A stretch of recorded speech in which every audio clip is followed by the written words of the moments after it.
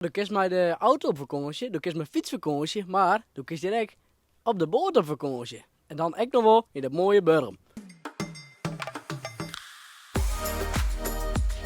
Mooi fjord. Mooi wat heel.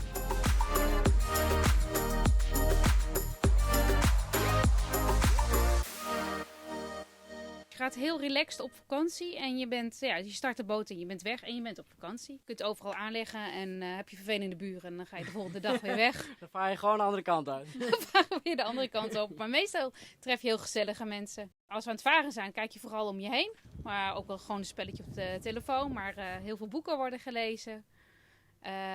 De kinderen die zitten vaak op de sub als we ergens stil liggen. Of varen met het kleine motorbootje. Of ze gaan lekker zwemmen. Ja, mag je er even echt uit. Thuis bewaakt hij altijd heel erg de boel. En op de boot gaat hij pas na een paar weken echt de boot bewaken. Dus hij is op de boot ook lekker rustig en aan het ontspannen. Je kan er nog niet zelf